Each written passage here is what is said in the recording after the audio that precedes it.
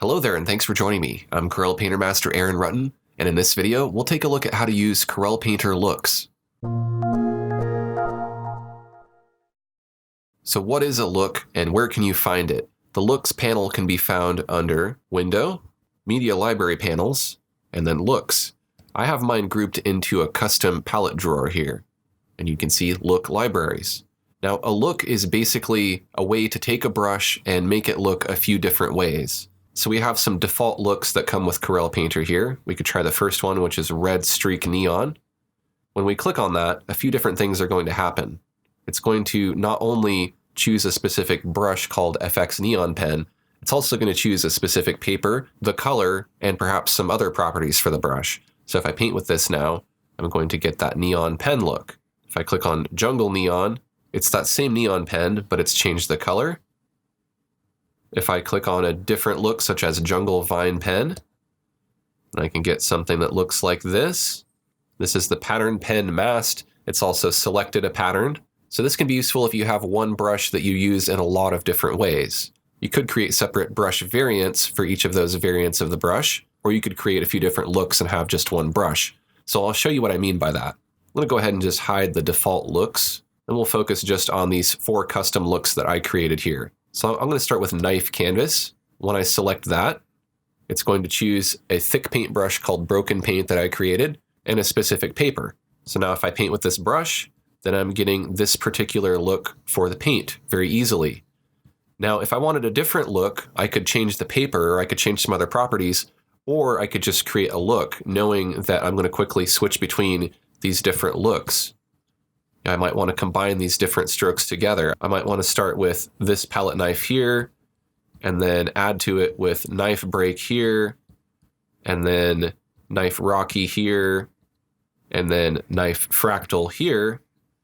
And then I can very easily switch between all those different looks without having to go in and change the paper, because if you look here, each time I go through a different look, it's changing the paper and changing the properties of the brush, though I'm still using the same brush. So I haven't created 4 different versions of this brush. What I've done is I've just created 4 different looks of a single brush. So how do we create a look? Well, first we need to start with a base brush that we like.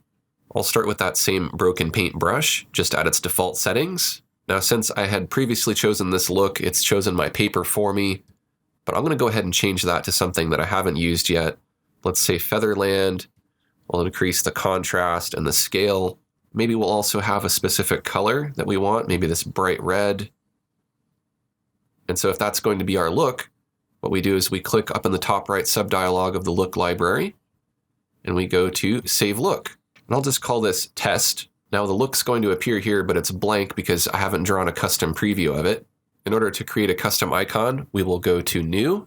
We'll make a 200 by 200 pixel canvas. We'll make sure that we've selected our look so that we're using that to paint with.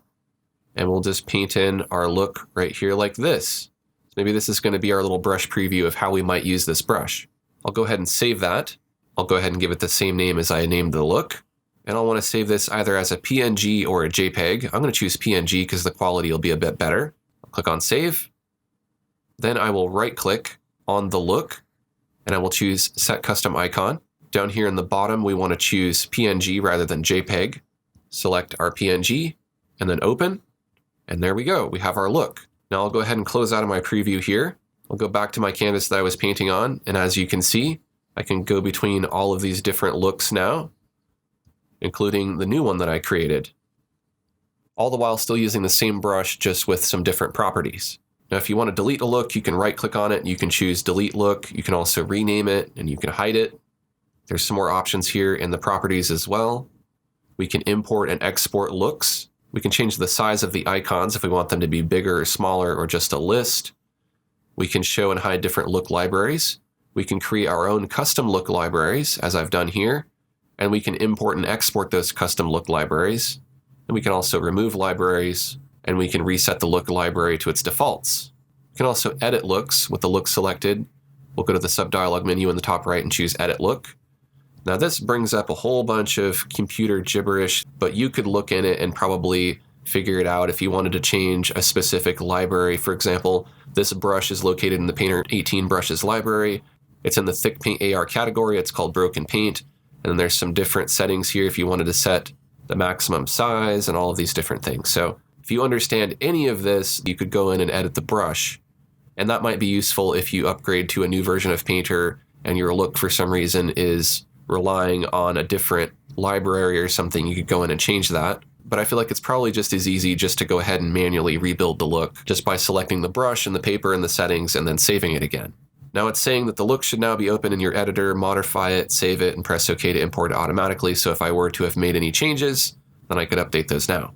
So there you go. That's a quick tutorial on how to use looks in Corel Painter to get different looks for your brush. If you found this information helpful, take a quick second to click the like button. And if you'd like to see more Corel Painter tutorials like this, make sure to click that subscribe button and enable notifications. Thanks for watching, and I'll see you next time.